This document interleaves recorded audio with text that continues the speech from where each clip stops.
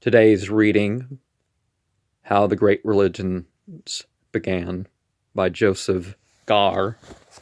I believe that's how his name is pronounced.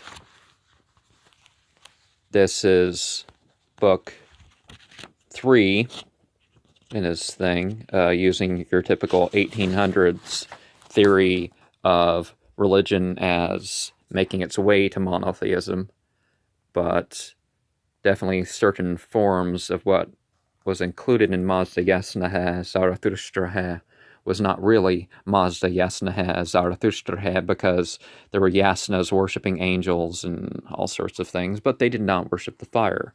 And definitely, the forms of astrology that are like worshipping the stars or saying that this happens because this and this, that's wasn't part of the faith. But part 1, Zoroastrianism, Spark of the Sacred Fire. I praise aloud the thought well thought, the word well spoken, and the deed well done, part of a Zoroastrian prayer. Zoroastrianism, Spark of the Sacred Fire, part 1, Ties of the Secret Girdle. And remember that Mazda Yasnaha, or Mazda Yasnian, means that all their praise, all their celebrations, their songs, their worship was for God.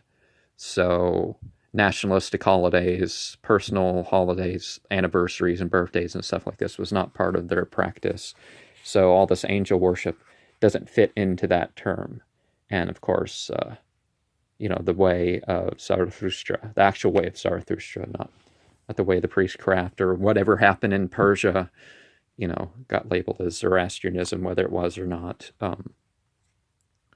At the end of the day, in the city called Bombay, in the Empire of India, a number of tall and dignified men, dressed in white robes, tied with woven girdles, make their way through the colorful crowds of the city to the beach on the Arabian Sea.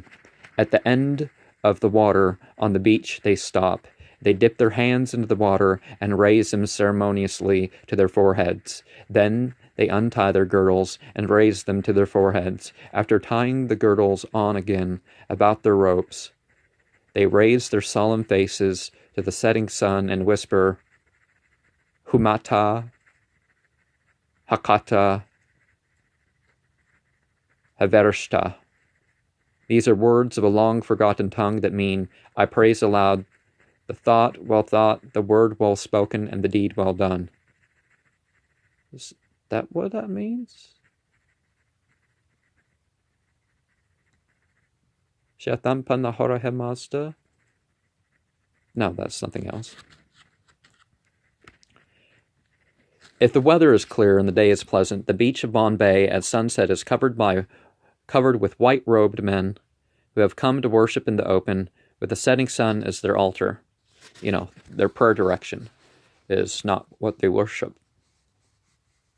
When the sun is set and its last glow has turned purple in the darkening sky, they turn and bow 3 times to the west, and 3 times to the south, and 3 times to the east, and 3 times to the north.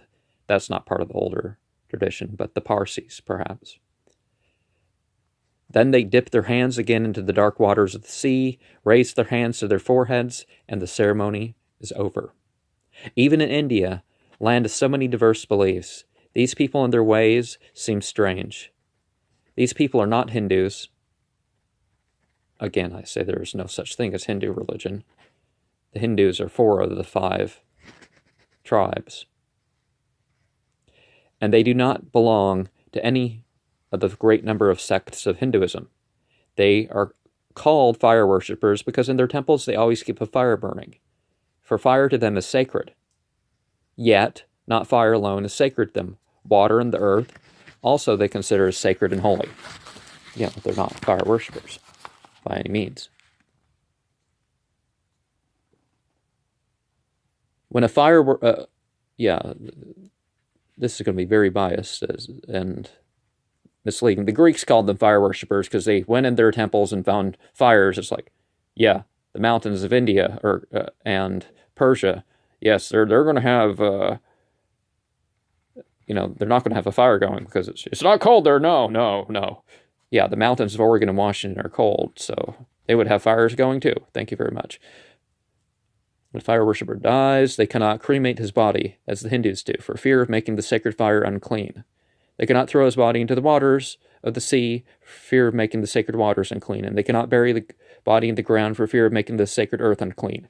Originally, the older way was putting the bodies in the ground.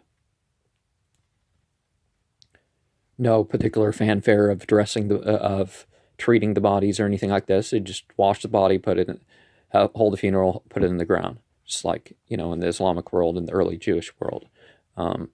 They place the bodies of their dead on top of high towers that are built like huge chimneys. These towers they call the Towers of Silence.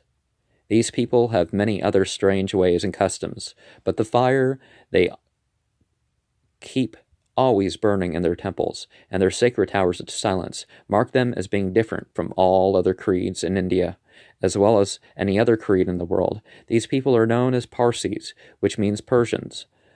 Though they have lived in India for hundreds of years, they are still called Parsis, Persians, foreigners from a foreign land who follow the path of their forefathers, tied with the sacred girdle to the teachings and memory of Zoroaster, the prophet of the wise Lord who lived many centuries ago in the land of Iran that was once known as Persia. So they're not fire worshippers, they're Mazda worshippers.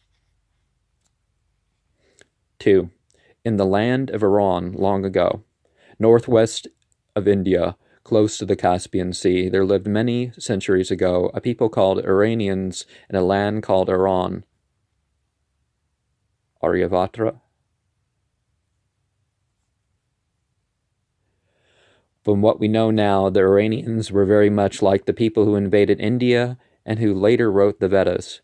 They talked a language much like that of India nearly 4,000 years ago. They believed in many gods like the gods of India at that time, and they worshipped the cow as the Hindus did. Very few Hindu groups worship the cow. The cow, again, is sacred, but it's not an incarnation of God. But there are people who believe that particular cows, because of a birthmark or they're albino or something like this, but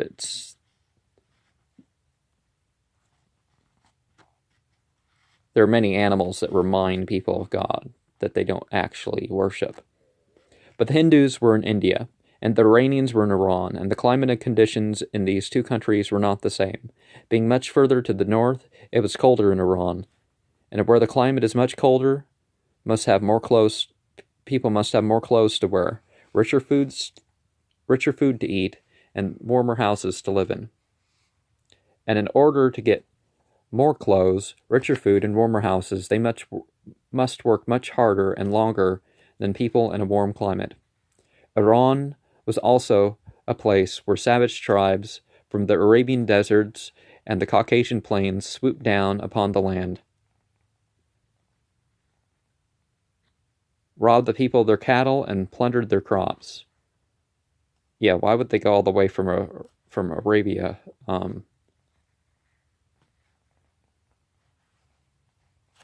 But there were, there was people from the deserts of South Iraq and stuff like that made their way up.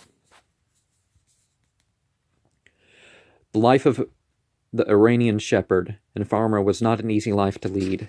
His southern Hindu neighbor lived a peaceful life, but the life of an Iranian was full of hardships, fear, and danger. When people are hungry and troubled, they are apt to think less of life after death than of bread and peace. And so when the Iranians prayed to their many gods, they prayed not for nirvana, as did the Hindus, but for crops to be plentiful and for victory to be over their enemies. Yeah, that was prayed for amongst the other, too. I mean, Hinduism, as people know it, started with the Mahabharata, which is a war chronicle. Living always in fear of nomad tribes, the Iranians began to look upon every man who did not do some useful work as an evil person. Only the tillers of the soil and the herders of the sheep and cattle were respected and considered good. In India, there were thousands upon thousands of monks who lived on charity, and yet they were highly respected by the people. But in Iran, Any man who did not work for his livelihood was looked down upon and distrusted. Their struggle for existence was hard. Their methods of irrigating and cultivating the land were very primitive, and whatever crop they succeeded in raising, they raised with much trouble and labor. Naturally, they hated anyone who expected to share the fruits of their labor with them without himself doing anything in return. Like all farmers of long, long ago, the Iranians worshipped many nature gods. They worshipped the sun god that ripened their crops. They worshipped the rain god that watered their fields. They worshipped the cloud god and the wind god and all other nature gods that helped them in their work. These helpful nature gods they called devas, good spirits. Actually, they called them ahuras. Or they or Zatas or something. But actually in Zoroastrian it changed to they thanked God for the 11 good things, like after going to the bathroom or eating, or was it the eating prayer or something like that? But, they thanked God for these things. They called them to remembrance.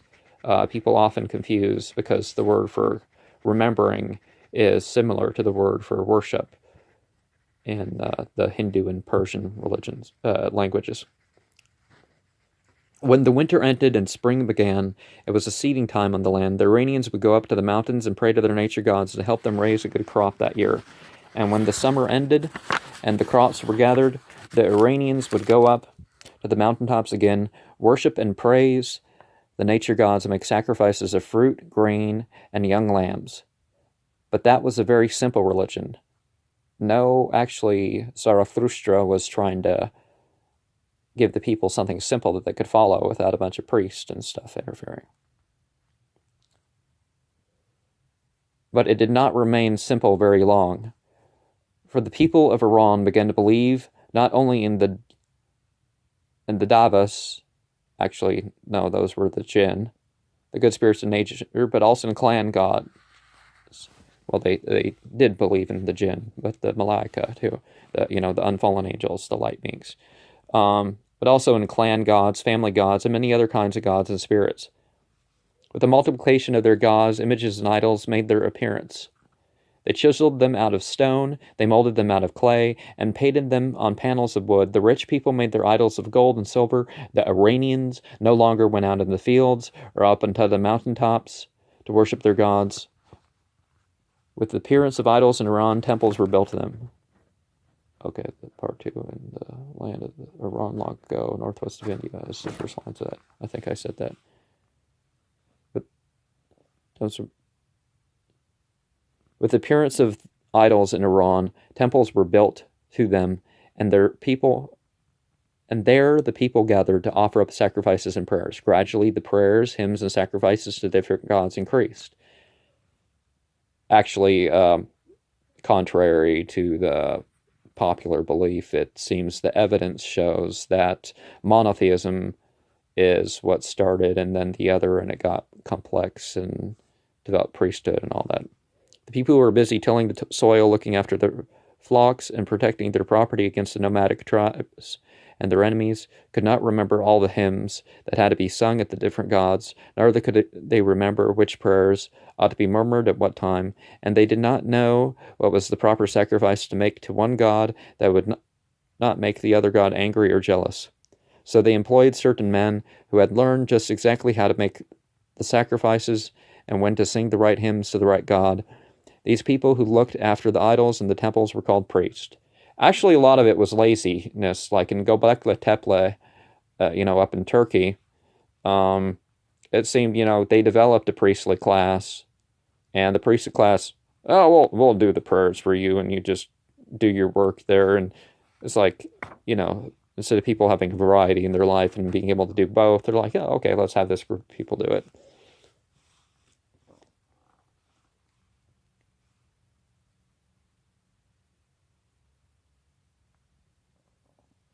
So they employ certain men who had learned just exactly how to make the sacrifice when they sing the right hymns to the right God. The people were looked after, who looked after the idols. And these temples were called priests. is it Atharvan? Atharva Veda, it's one of the four Vedas. What's the Persian? Because the priests were always in the company of the gods, they began to believe that they were better than all the other people in Iran. They also claimed that they knew how to please the devas. Again, not language. Ahoras are the good spirits. Davas are the bad ones in the Persian. The devas and are the unfallen angels in the Hindu languages, and asuras. So, a lot of confusion here, I think. And in that way, make the gods do whatever the priest, wished. The Iranians believed their priest. They looked upon them as intermediaries between the gods and the people. Whenever the Iranians went to war, they took their priest and favored idols along to help them win their battles. The priests who claimed that they could influence idols and control the outcome of wars were called magi, and the methods they used in influencing the gods were called magic. Again, they're using a Western hate word. They were called magi because they were skilled, not because they were are stereotypes of magicians. If the magi could influence the gods to win their wars for them, so the people thought, surely they can even more easily influence the gods to make their cows give more milk, make their fields bear better crops, and grow more wool upon their sheep. The Magi said that if they only wished to, they could do all these things and much more. The belief in the power of the Magi spread among the people, and idol worship and sorcery and the belief in magic became worse and worse in the land of Iran. Part 3. The Childhood of a Great Prophet. In the town called Azerbaijan, west of the Caspian Sea, there lived a man called Porush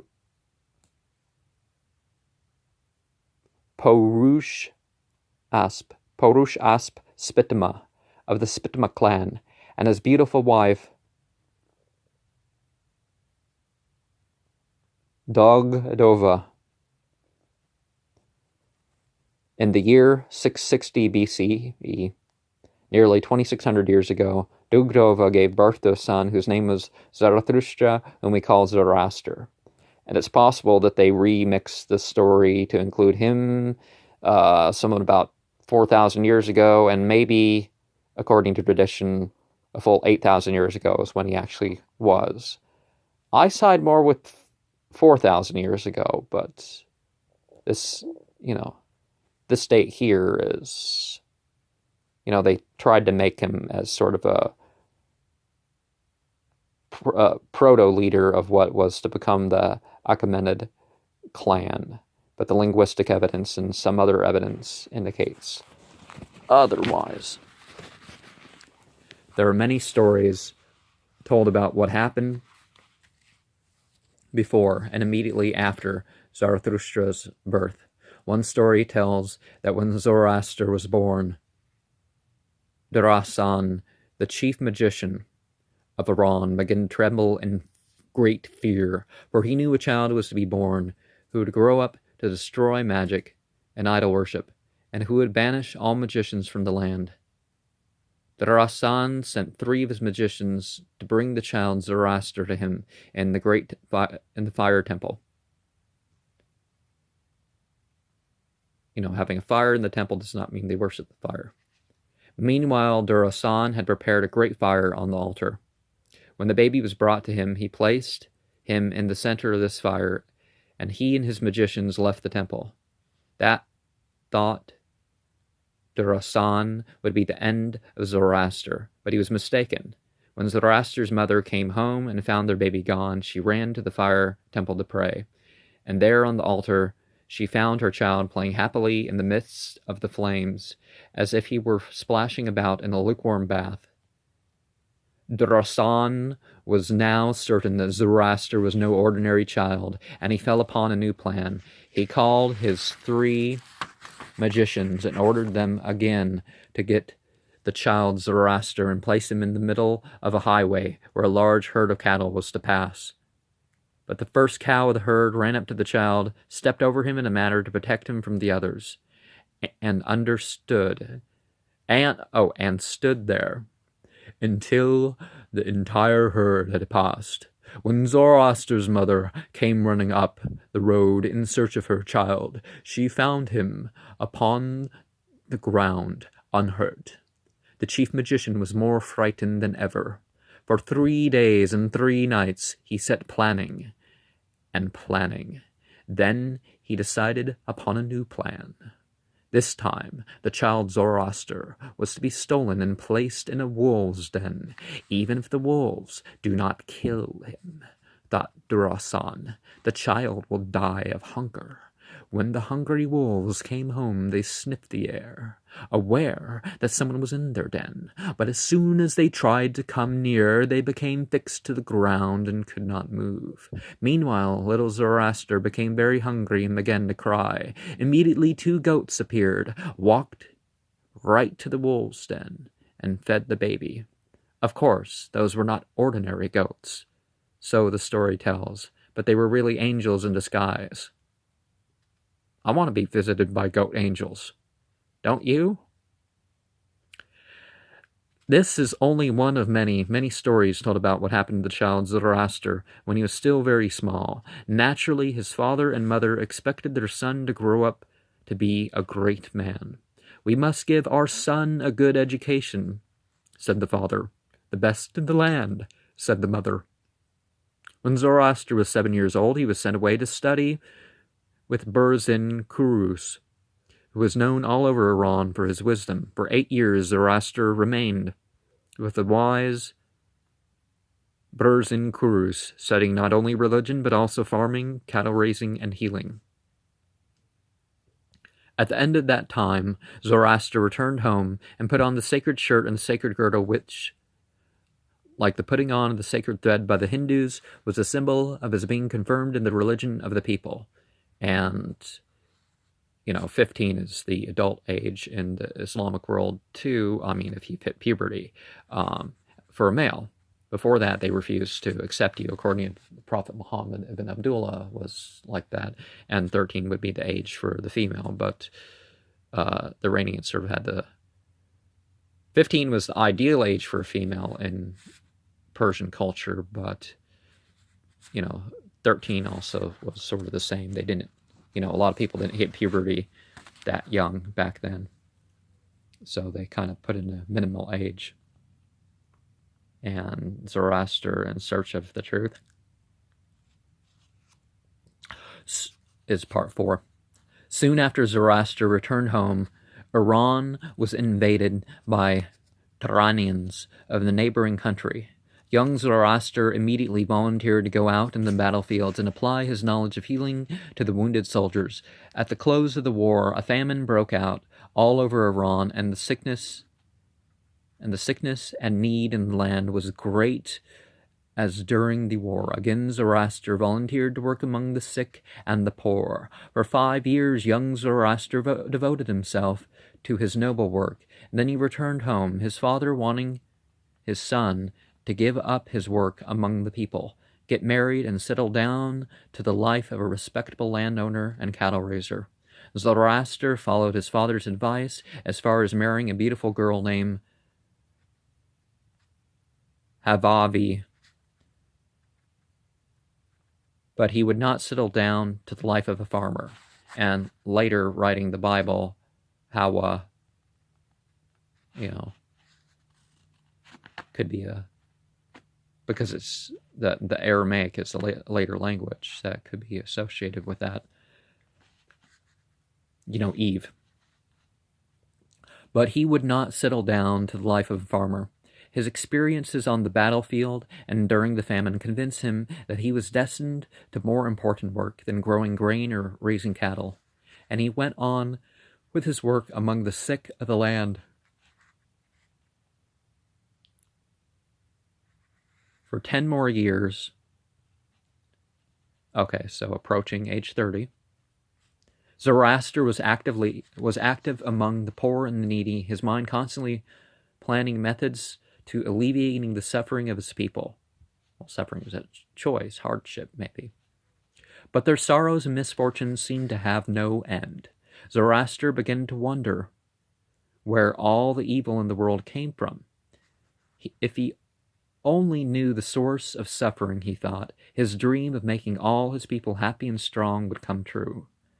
Havavi, Zoroaster said to his wife one day, I am going away to live like a hermit for a while, and think of good and evil. Perhaps I can discover the source of suffering in the world. His wife thought it foolish for him to waste his time in search of the sources of good and evil when he might be raising cattle and growing rich. But Zoroaster left his home and went up to the Mount Sabalon, determined not to return home until he had gained the wisdom he was seeking.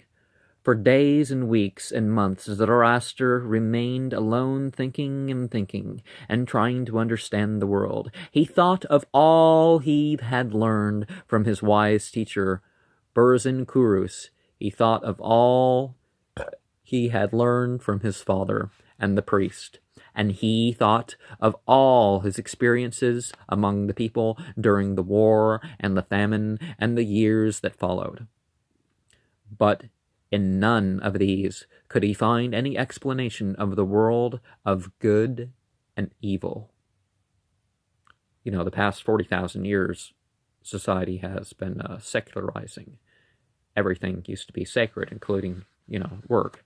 And that's what all the prophets, Zoroaster, Muhammad, all, what they all came from. Of course, giving a Christian view, this book by Joseph Gaer doesn't quite make Jesus out to be that character. Oh, well, you don't have to do your work because Jesus died for your sins. Well, it's not quite as simple as that, even according to that text, but, that's one of the principles that kind of... Anyways, one day Zoroaster sat in front of his cave on the mountainside. He wondered whether he ought not to give up his search for the source of suffering and return to his wife and children. The sun began to sink beyond the horizon, and the sky in front of Zoroaster turned golden and red and purple. Slowly, the glowing sunset sank behind the row of hills, and darkness began to flood the valley below. Suddenly, Zoroaster jumped to his feet, aglow with joy. He had the beginning of wisdom he was seeking. The realization had come to him as he watched the sunset that day is divided into day and night, light and darkness. This ordinary fact had been known to him since childhood, but in it, Zoroaster had now discovered the key to wisdom. Just as every day consists of light and darkness, Zoroaster thought, so the world consisted of good and evil. Just as the day and the night can never change their nature and must always be the same, the day being bright and the night being dark, so good can never become evil and evil can never become good.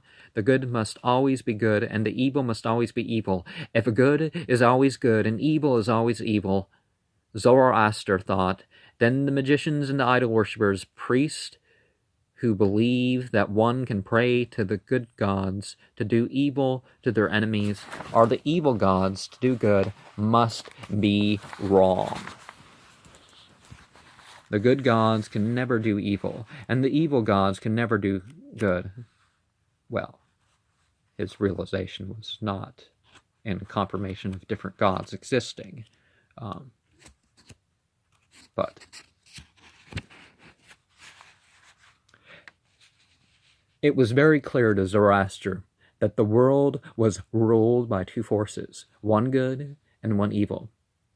The good force of the world Zoroaster named Ahura Mazda, and the evil force he named Angra Mainyu. Notice how our word anger is linked to that. Though Zoroaster had the key of wisdom, It was still not very clear to him why good and evil were created, or how people ought to live to do away with evil and suffering. He remained on Mount Sabalan, slowly clarifying his thoughts, slowly advancing from his discovery that good is always good and evil is always evil, to an understanding of how people ought to live in order to be good. Now Zoroaster said to himself, now I shall go down and lead my people from darkness into light, from suffering to happiness, and from evil to good. Part 5. In the place of King Vishtaspa. Zoroaster came from Mount Sabalan enthusiastically, ready to proclaim to the people the truth about good and evil, but the people of Iran were not as ready to listen to him. The people of Iran, accustomed to gods and idols that were actual to them, but the God of good and the spirit of evil that Zoroaster preached were not to be seen, nor to be heard, nor to be touched. And whatever the people of that day could not see with their eyes, or touch with their hands, or hear with their ears, that they would not believe. Actually, it was just, they believed in good and evil entities. They just didn't, they either didn't want to work in a hierarchy, or they didn't want to change their tradition or something. It wasn't. Even if Zoroaster's family would not believe in his teachings, not even Zoroaster's family would believe in his teachings. For 10 long years, he went about in search of believers, and in all that time, he won over only one follower, his own cousin. Similar to the story of Muhammad ibn Abdullah, his first, his wife, but the rest of his family, no, and not even Abu Bakr and some of the others. Ali ibn Talib, his cousin, was the first follower after his wife, Khadijah, and there's very many parallels to the prophets throughout the world, particularly when they're gaining influence over a large area. Zoroaster was already 40 years old, and his hair was graying at his temples. I started to get white hair at 20. This guy's fortunate in that respect. Or not fortunate. I was okay in my 20s. Your teachings are too hard for people to understand, said Zoroaster's cousin. Yes, Zoroaster reflected sadly. People don't want to change. If you could get the attention of the educated people who are trained to understand difficult thoughts and ideas, then you'd get a hearing. You were right, said Zoroaster. And who were the most learned in the land, if not the king and the queen and the rest of the royal family? To them Zoroaster decided to go and explain his new religion. He immediately started out for Bactria, where lived King Kavi Vishtaspa in the city of Balkh. Also, Rumi.